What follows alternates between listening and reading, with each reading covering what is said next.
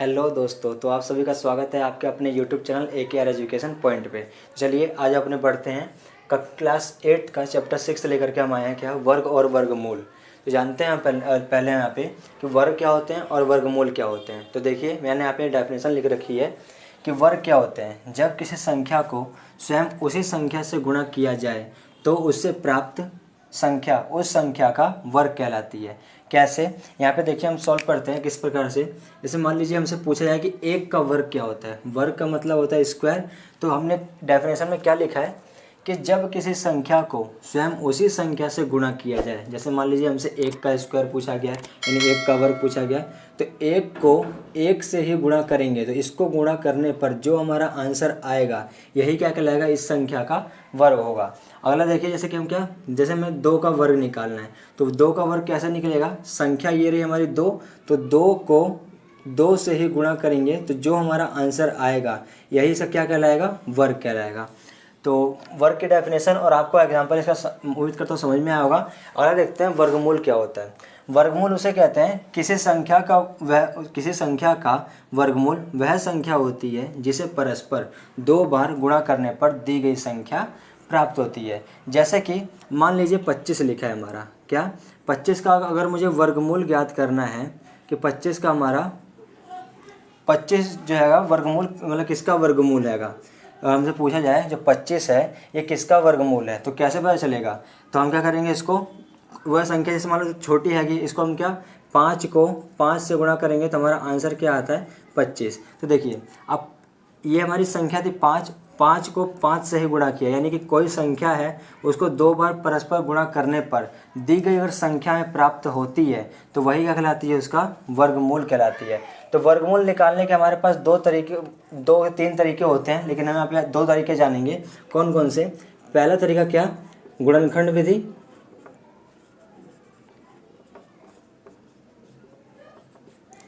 और दूसरा अपना जानेंगे बार बार घटाव का।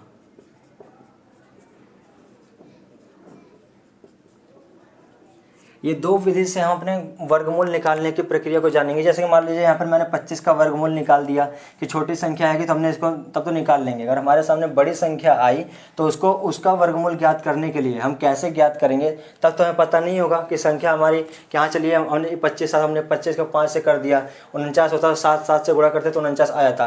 लेकिन मान लीजिए हमारे पास 144 दे दिया जाए, 169 दे दिया जाए, तो कैसे पता करेंगे कि वो किसका वर्गमूल है, यानी वो किसका वर्ग है।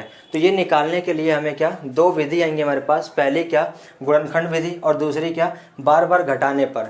अब इन दो विधियों से हम अपने वर्गमूल को ज्ञात करेंगे। तो चलिए बढ़ते हैं, इसको किस प्रकार से करेंगे, वर्गमूल ज्ञात करेंगे।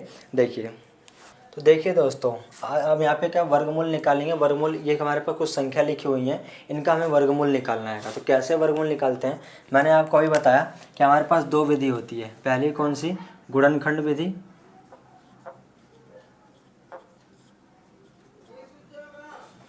और दूसरी होती है बार बार घटा करके।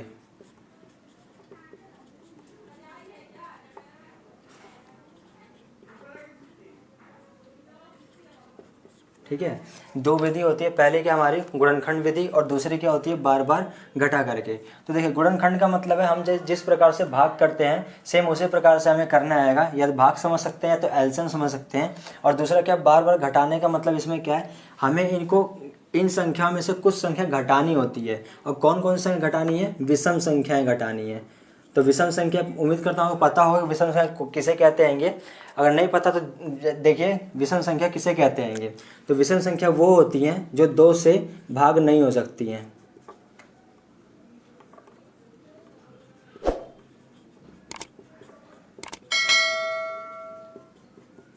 तो विषम संख्या उसे कहते हैं जो दो से भाग नहीं होते या दो के पहाड़े में नहीं आती हैं।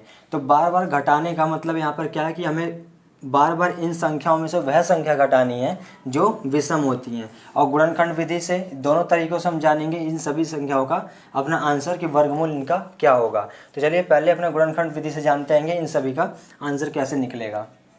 तो देखिए हम गुणनखंड विधि से सॉल्व करते हैं। देखिए आपको पहले क्या 81 लिखा है, 81 को हम क्या गुणनखंड विधि से सॉल्व करेंगे इसको। तो गुणनखंड विधि का मतलब इसको एलसीएम समझ सकते हैं, इस तरीके से हमें करना है। तो 81 लिखा है तो हमें पहले तो ये देखना है वह छोटी छोटी संख्या जो इसको काट सके। तो हम उसी प्रकार से इसको करते आएंगे। तो देखिए किसके पहाड़े से कट सकता है, आपका 3 के पहाड़े से कट जाएगा। देखिए 3 दूनी 6, कितना बच गया यहाँ से 2 बच गया, तो 2 यहाँ पे आ जाएगा, तो 3 सत्ते 21 हो जाएगा। अभी भी 3 से कटेगा तो 3 से काटिए, 3 निम 27। हमें क्या करना होता है, जो भी हमारी संख्या लिखी होती है हमें वह छोटी छोटी संख्या देखनी पड़ती है जिससे ये संख्या हमारी कट जाए। इसीलिए हमने क्या पहले इसको 3 से काटा। 3 के पहाड़े में 81 आता है, कितने पे आता है 27 पे आता है। अगर ना काटना है तो देखिए इस तरीके से कर सकते हैं आप इसको। 3 के पहाड़े में देखिए 8 आता है, नहीं आता। उसे छोटी संख्या क्या आती है हमारी 6 आती है, कितने पे 2 पे। इसे 3 के पहाड़े में हमने 6 काटा, इस 8 में से 6 हिस्सा हमने काट दिया, कितने पे आया 2 पे। कितना बच गया हमारा 2 बच गया। जब 2 बचा 2 आगे वाली संख्या में लग जाएगा, तो ये हो गया 21 यानी कि 21। अब 3 के पहाड़े में 21 कितने पे आता है 7 पे, ये हो गया आपका क्या 27। अब 3 के पहाड़े में 27 कितने पे आता है 9 पे। आगे देखिए अभी भी 3 से कटेगा, तो 3 तिया 9, अभी भी 3 से कट रहा है, 3 एकम 3। तब तक हमें काटना है जब तक हमारा अंतिम में आंसर क्या 1 ना आ जाए। तो देखिए हमें क्या मिला, इसका 81 गुणनखंड क्या मिला हमें 3 गुणा में 3 गुणा में 3 गुणा में 3। तो इसमें से क्या करना है हमें जोड़े उठाना है। जोड़े का मतलब एक जोड़ा ये उठाना है और दूसरा जोड़ा ये उठाना है। अगर मान लो और आगे संख्या होती तो उसमें से हम 2 जोड़े अगर जो सेम होते उनको हम उठा लेते। तो यहाँ से हमारे 2 जोड़े में से एक जोड़ा इधर आ जाएगा, देखो 3 तिया कितना हो जाएगा 9, और इधर से क्या हो जाएगा 3 तिया 9, और 9 निम क्या होता है 81। यही आपका क्या हो जाएगा इसका आंसर हो जाएगा। ये वो संख्या हमारा जो इसका वर्गमूल होगा वो क्या होगा 9 हो जाएगा। तो इस तरीके से आपका क्या हो जाएगा आंसर। इसको दूसरे तरीके से भी समझ सकते थे, कैसे देखिए ये तो आपका 3 तिया 9 और 3 तिया 9, 9 में 81 हो गया हमारा, तो 9 ही हमारा क्या हो जाएगा इसका वर्गमूल हो जाएगा। अब इसको दूसरा तरीका क्या हमारे यहाँ पर कि इन दोनों गुणनखंड में से एक 3 इधर से निकाल लो और एक 3 इधर से निकाल लो, आपका आंसर क्या आ जाएगा 9। तो आपका 9 ही क्या हो जाएगा इस 81 का वर्गमूल हो जाएगा। तो उम्मीद करता हूँ आपको गुणनखंड विधि समझ में आएगी। अब देखिए इसी को हम जानते हैं क्या बार बार घटाव से। अब बार बार घटाव से कैसे करते हैं देखिए, सेम हमारा वही आंसर आएगा बार बार घटाव से 81 वाला भी। देखिए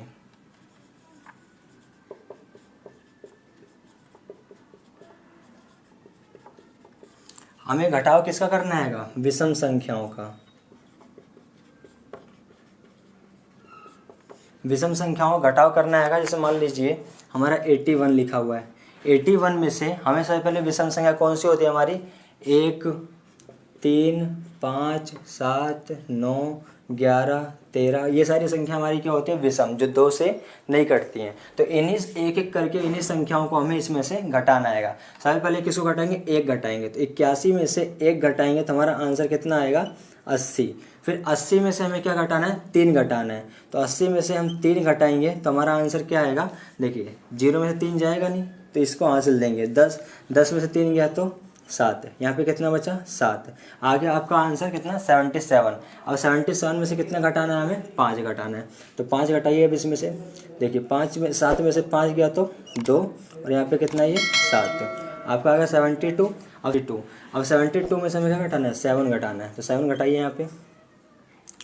2 में से 7 जाएगा नहीं तो 2 हासिल लेगा, तो 2 इससे हासिल जब लिया तो कितना हो गया 12। अब 12 में से 7 गया तो 5 आ जाएगा, और यहाँ पे कितना 6 बच गया। अब आ गया आपका 65। अब 65 में से क्या घटाना है 9 घटाना है, तो 9 घटाइए यहाँ पे। देखिए यहाँ पे क्या होगा 5 में से 9 जा नहीं सकता, तो 6 से यहाँ से लेगा 15, 15 में से 9 गया तो आपको कितना आ जाएगा 6, और यहाँ पे कितना आ गया आपका ये 5। अब 56 में से कितना घटाना है मुझे 11, तो 11 घटाइए।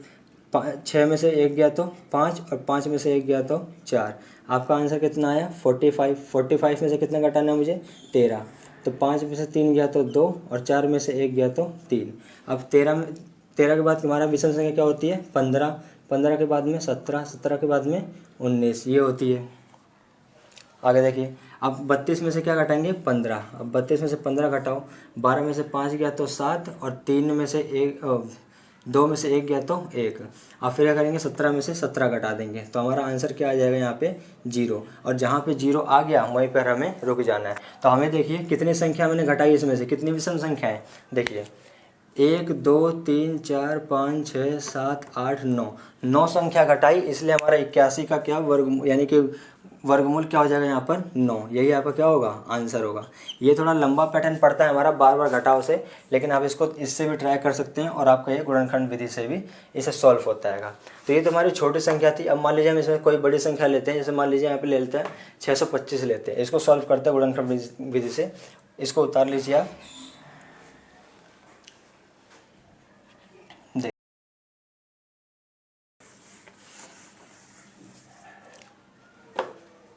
625 का हमें वर्गमूल निकालना है। कैसे निकालते हैं देखो, 625 को हमें गुणनखंड विधि से करना है। तो गुणनखंड विधि हमारी यहाँ पे लिखते हैं अपना 625। तो अब हमें यहाँ पे देखना आएगा कि जो 625 है ऐसी कौन सी टेबल है जिससे पूरा पूरा कट जाए। तो देखिए हमारे पास एक ट्रिक है क्या, सब जिसके लास्ट में आपका 5 या 0 आ जाए वह संख्या आपकी किससे 5 से पूरी पूरी कट जाती है। देखिए जैसे कि 5 से जो काटते हैं तो 5 एकम 5, यहाँ पे कितना बच गया 1, तो 1 आगे गया तो आपका हो गया 12, तो 5 दूनी कितना हो जाएगा 10। अब कितना बच गया 2, तो 2 5 के साथ में आ जाएगा तो 25 हो जाएगा। अब 5 के पहाड़े में 25 कितने पे आता है 5 पे, कट गया पूरा पूरा आपका। देखिए 5 से अभी देखो लास्ट में क्या आ रहा है 5, दोबारा 5 से काटो, 5 से काटेंगे तो 5 दूनी 10, अब कितना बच गया 2, 5 पंजे 25, अभी 5 आ रहा है तो 5 से काटो, 5 पंजे कितना हो जाएगा ये 25, फिर से काटो 5 से, 5 एकम 5, तो आपको क्या मिल गया यहाँ पे 625 से गुणनखंड मिल गया। 625 के गुणनखंड कौन क्या क्या मिले हमें 5 गुणा में 5 गुणा में 5 गुणा में 5। तो जोड़े निकाल दो, ये जोड़े निकला तो आपका ये 5 हो गया, यहाँ पे एक जोड़ा निकला तो ये गुणा में 5 हो गया, तो 5 पंजे कितना हो जाएगा 25, और यही आपका क्या होगा इसका गुणनखंड विधि से वर्गमूल आपका ये आंसर हो जाएगा 25। तो देखिए अगर हम इसको बार बार घटाव से करते तो बार बार घटाव का मतलब हमारे 25 संख्याएं अगर हम इसमें से घटाएंगे, कहने का मतलब है कि पहले 1 फिर 3 फिर 5 7 9, 1 3 5 7 9 11 13 15 17 19 21, 21 के बाद में 23, 23 के बाद में 25, 25 के बाद में 27, कितनी संख्या होगा 1 2 3 4 5 6 7 8 9 10 11 12 13 14, अभी 14 ही संख्या हुई है। आगे देखिए जैसे 27 के बाद में आपका कितना हो जाएगा 31, 31 के बाद में 33, 33 के बाद में 35, 35 के बाद में 39, सॉरी 37 भी होगा, 37 फिर 39, उसके बाद में 41, अब कितनी संख्या हो गई 1 2 3 4 5 6 7 8 9 10 11 12 13 14 15 16 17 18 19 20, 41 के बाद में क्या आपका 43, 43 के बाद में 45, फिर 47, फिर 49, फिर 51, उसके कितने हो गए 5 20 और ये 5। अगर आप इतनी संख्याएं घटाएंगे यानी कि 625 में से अगर आप पहले 1 घटाओ फिर 3 घटाओ फिर 5, इस तरीके से आप जब घटाएंगे तो आपका आंसर कितना आएगा 25 ही, यानी 25 संख्याएं आप घटाओगे तो अंतिम में आपको कितना 0 आ जाएगा, और यही सारी संख्या होंगी। तो ये कितनी हो गई 25 संख्याएँ हैं, और आपका आंसर तब क्या हो जाएगा बार बार घटाव से गुणनखंड विधि, बार बार घटाव से आपका आंसर क्या 25 हो जाएगा, जो कि 625 का वर्ग होता है, सॉरी 625 का वर्गमूल होता है। तो आपको बार बार घटाव से इसका क्या लंबा पैटर्न हमें पड़ता है सॉल्व करने में थोड़ी मुश्किल होती है, लेकिन हम घटा कर टाइम तो वेस्ट होता है, लेकिन घटा करके हम इसको निकाल सकते हैं। लेकिन सबसे अच्छा पैटर्न हमारा क्या गुणनखंड विधि है, अगर आप इसको समझ जाएंगे तो ज़्यादा अच्छा रहेगा। तो ये आपके 2 प्रश्न मैंने करवाए, आप इन 2 प्रश्नों को सॉल्व करके अपना आंसर कमेंट बॉक्स में दे सकते हैं। तो उम्मीद करता हूँ आपको ये टॉपिक समझ में आया होगा।